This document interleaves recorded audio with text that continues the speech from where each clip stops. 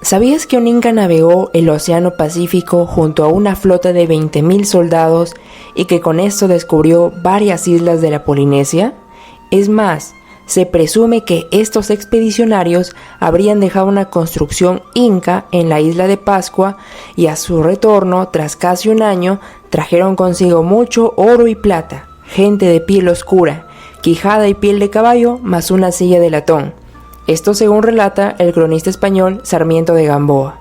Así que ponte cómodo y corre video.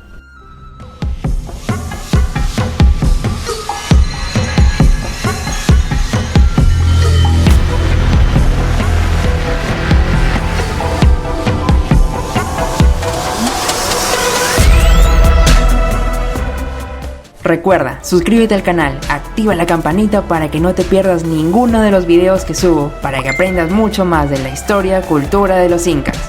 Sigamos. Pero esto es complicado de creer. Ahora mismo ustedes están evaluando si existe la posibilidad de que esto realmente sucediera. Lo mismo le pasó al cronista Sarmiento de Gamboa, quien, consciente de que este relato era difícil de creer, mencionó a Hernando Urco Huaranga, quien para 1572 tenía alrededor de 85 años. Este era un orejón cusqueño que aún vivía en el momento de que Sarmiento escribía su crónica y que ratificó la veracidad de los hechos, siendo él quien custodiaba los trofeos traídos por el inca. Dame un momento y te digo quién fue este inca. ¿Pero por qué los custodiaba él?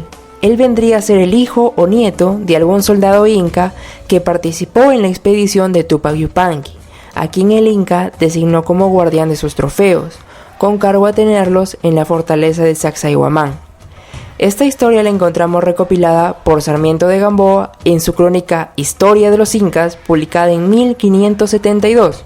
A esta crónica también la respaldan la de otros cronistas, quienes vivieron en el Virreinato del Perú entre los años de 1520 y 1600. Nunca se conocieron entre ellos, pero recopilaron relatos similares de diferentes lugares y fuentes. Me refiero a Miguel Cabello de Balboa en su crónica Miscelánea Antártica o una historia del Perú antiguo, publicada en el año 1586, y también a Martín de Murúa en su crónica Historia General del Perú, Origen y Descendencia de los Incas, publicada en el año de 1590. Ya sabiendo la crónica, podemos responder esta pregunta: ¿quién fue aquel inca y qué hizo por el Tahuantinsuyo? Nos referimos a Tupac Yupanqui, quien fue el 10º inca y segundo emperador del Tahuantinsuyo, nacido en el Cusco en el año de 1440, quien tuvo como padre a Pachacútec, 9º inca y primer emperador, con quien desde los 20 años inició un cogobierno y cuya labor en calidad de príncipe era conquistar y anexar todos los territorios y culturas que se puedan. De esta forma, el Tahuantinsuyo creció a su máxima expresión. Se podría decir que a este personaje histórico el Perú le debe en su totalidad sus actuales fronteras. Este príncipe cusqueño conquistó culturas enteras en el Golfo de Guayaquil, en el Altiplano, dentro del mismo Perú venció a los chachapoyas y a los chimú. Además, parte de los mapuches y araucanos de la zona septentrional de Chile. ¿Cómo empezó toda esta gran aventura? Los relatos de estos cronistas coinciden en que Tupac Yupanqui, aún siendo el Auqui o príncipe inca, fue enviado a conquistar tierras al norte. Entonces, él se dirigió al Golfo de Guayaquil, donde derrotó a la cultura puná y a los panches, también conocidos como los tolima. Estando allá, Tupac Yupanqui recibió noticias de unos mercaderes que habían venido por la mar en balsa, de unas islas llamadas Aguachumbi y Ninachumbi, donde había mucha gente y oro. Pues bien, el príncipe inca era de ánimo y pensamientos altos, y no se contentaba con lo que en tierra había conquistado. Entonces decidió emprender una nueva aventura para explorar lo que tanto le habían comentado. La expedición se ubicaría alrededor del año de 1465, con un Tupac Yupanqui de 25 años de edad. Entonces, el príncipe cusqueño mandó a construir una gran flota de embarcaciones, fabricadas usando la planta totora y madera balsa. Cabe resaltar que los antiguos navegantes de la costa ecuatorial surcaron los mares en rudimentarias embarcaciones hechas de tronco de madera balsa. Este tipo de madera proviene de unos árboles llamados Ochroma piramidale, también conocidos como balsa. Los árboles llegan a medir entre 25 y 30 metros de alto y tienen un diámetro entre 50 y 90 centímetros. Crecen en Sudamérica, siendo Ecuador el primer exportador de madera balsa a nivel mundial. Una de las características de esta madera es que es liviana y al mismo tiempo resistente. Pero ¿cómo eran estas embarcaciones? El diseño de las balsas incluía partes que le daban estabilidad y maniobrabilidad, velas tejidas de algodón, además de una caseta para descansar y protegerse de la intemperie. ¿Y qué hay de la distribución de los tripulantes? Del Busto cree que la distribución de expedicionarios fue de 133 balsas mayores, que albergarían aproximadamente 1.500 soldados y 500 marinos. De este modo, promediando resultarían 10 guerreros y 5 marinos por embarcación. Esto refleja que la cantidad de la flota no eran 20.000 expedicionarios, sino lo más razonable serían aproximadamente 2.000 de ellos. ¿Te diste cuenta que al inicio dije Del Busto? ¿Pero quién es Del Busto? Me refiero al historiador peruano José Antonio Del Busto, quien fue la persona clave en toda esta teoría, quien escribió un libro, hizo investigaciones propias y les contaré más adelante. El abastecimiento de agua. Los navegantes bebían agua de lluvia o agua de lluvia mezclada con agua de mar, manera de aumentar y enriquecer en sales el agua pluvial. El agua pura se guardaba en mates, cántaros o cañas huecas. Los víveres. Los víveres no debieron constituir mayor problema, fueron de dos clases, víveres de portar y víveres de obtener. Los primeros serían de maíz tostado, tubérculos y de fruta fresca. En cambio, los segundos deberían ser animales y algas comestibles que el mar arrojaba sobre cubierta de las balsas. Es aquí donde entra otro personaje clave a esta historia. Me refiero al etnógrafo noruego Thor Heyerdahl, quien sostenía que los antiguos habitantes peruanos, como los incas y las culturas que los antecedieron, habían surcado los mares del Océano Pacífico sobre balsas y que de esta forma habrían llegado y poblado las islas de la Polinesia. Pero la comunidad científica rechazaba sus hipótesis, diciendo que en esa época no se tenía la tecnología para viajes tan largos. Así que con el apoyo de las autoridades peruanas, Thor Heyerdahl y los otros miembros de la expedición construyeron una balsa en el astillero naval del Callao. Esta era una copia de las que usaban los indígenas del Perú y Ecuador en el momento que llegaron los españoles a Sudamérica. El nombre de la embarcación fue Kon-Tiki, la cual estuvo integrada por 5 noruegos y un sueco. Entonces, el 28 de abril de 1947, la balsa Kon-Tiki partió desde el puerto del Callao hacia la Polinesia, dirigido por los vientos alisios y la corriente de Humboldt. Sin embargo, la travesía no fue nada sencilla, pues tuvieron que soportar 2 tormentas, una de las cuales duró 5 días, y otras dificultades más. A pesar de esto, después de 101 días de travesía por el mar y atravesar 4.300 millas, la expedición Kon-Tiki llegó al archipiélago Tuamotu, en la Polinesia. El aventurero noruego narró esta gran experiencia que le dio fama mundial en su libro titulado La expedición Kon-Tiki, publicación que se convirtió en un bestseller el año 1951 y fue traducido a más de 60 idiomas. Bien, entonces los expedicionarios incas zarparon hacia el mar.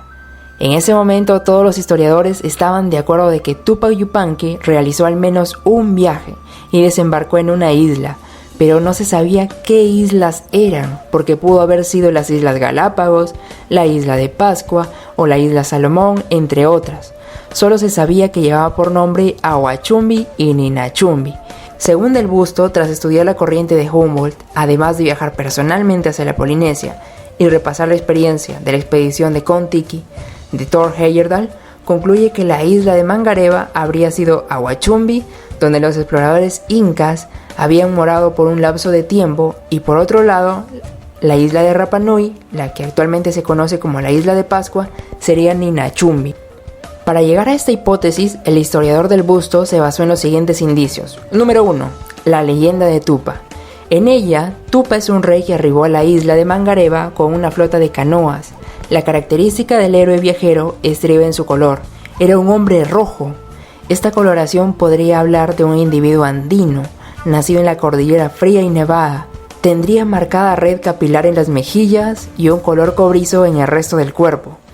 Y es que para un polinesio aceitunado, amarillo pálido o parduzco y un melanesio de piel oscura, un guerrero andino sería un hombre colorado.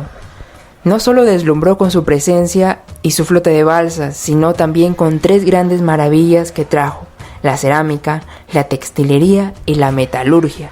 Finalmente, Tupa se despidió de los isleños y regresó a su país de origen. Su reino, se llamaba Hawaiki. Era el país donde nacía el sol y existía en él una densa población gobernada por reyes poderosos. Número 2. Vinapú. Entonces, Rapa Nui, la actual isla de Pascua, habría sido Ninachumbi, donde se encuentran las famosas estatuas líticas, conocidas como moais, y el sitio arqueológico de Vinapú, en el cual el historiador indica que posiblemente Tupac Yupanqui mandó construir un centro ceremonial con el fin de conmemorar su desembarco en la isla. Esta construcción resalta por el tallado, pulido y encajado de sus piedras, que es muy similar al que se hizo en edificaciones cusqueñas como la fortaleza de Sacsayhuamán y el complejo arqueológico de Ollantaytambo. La leyenda de Uju. La doncella Uju es una isleña de Rapa Nui que es llevada por una mancha de tortugas marinas a través del mar a conocer tierras que están más allá de donde nace el sol. En la lejana tierra fue desposada por un príncipe que la hizo reina, pero ella vivía triste por la nostalgia de volver a su isla. El nombre del príncipe soberano de esta tierra nebulosa era Mahuna Terra. Del contexto de esta leyenda creemos posible rescatar que la mancha de tortugas marinas sería la flota de balsas de los expedicionarios incas. La dirección que toman los quelonios resultaría ser el Tahuantinsuyo, y su gobernante o príncipe el Inca, hijo del sol. Según esta lógica, Uju sería una mujer joven llevada a la balsa real para ser esposa del futuro hijo del sol. Ahora hablemos de los trofeos que el príncipe inca trajo de su expedición y que referencian los historiadores. Primero, los hombres de piel oscura. Del busto teoriza que en tiempos del viaje de Tupac Yupanqui, los melanesios habrían cohabitado con los nativos de Rapa Nui, pero en calidad de prisioneros de guerra. De haberlos visto, el príncipe inca le habrían sorprendido sobremanera, al extremo de querer llevarse algunos de ellos en calidad de trofeos.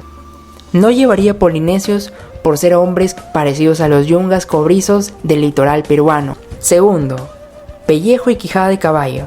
El cronista Sarmiento de Gamboa narra que Tupac Yupanqui trajo de su expedición pellejo y quijada de caballo. Murúa convierte ambos trofeos en cuero de caballo, cabezas y huesos, mientras que Cabello de Balboa lo reduce a cuero de animales como caballos. Hagamos una pausa. No se podría tratar de caballos, ya que estos fueron traídos recién por los españoles cuando llegaron a Sudamérica muchos años adelante. Los restos zoomorfos que tanto impresionaron al príncipe cusqueño pudieron ser de lobos marinos del litoral peruano, los cuales eran animales grandes, con pellejo de pelambre, huesos inmensos, una quijada de rara conformación y cuya piel se parece mucho a los caballos, y porque eran desconocidos en el Cusco. Del busto, así cree que nació la confusión entre caballos y lobos marinos, cuyos restos Tupac Yupanqui los recogería en el litoral peruano tras el retorno de su viaje por la Polinesia. Tercero, los metales finos. No existe algún hilo que los vincule directamente con Oceanía, de modo que la ruta que a nuestro entender eligió Tupac Yupanqui para reintegrarse a Tahuantinsuyo lo habría llevado por las costas liberteñas. Allí habría recogido mucho oro del reino de los Chimú, región que tenía a los grandes metalistas de la antigüedad peruana.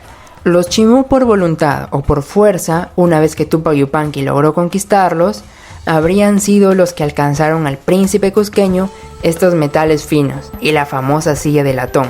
Finalmente, concluye la crónica de Sarmiento de Gamboa con: entró Tupac Yupanqui en el Cusco, con el mayor, más solemne y más rico triunfo que ningún inca jamás había logrado. Entró en la Casa del Sol trayendo mucha diversidad de gente, extrañezas de animales e innumerable suma de riqueza. Bien, todas las pruebas que del busto recopiló y yo las he narrado fueron publicadas en su libro Tupac Yupanqui, Descubridor de Oceanía, que se lanzó en el 2006.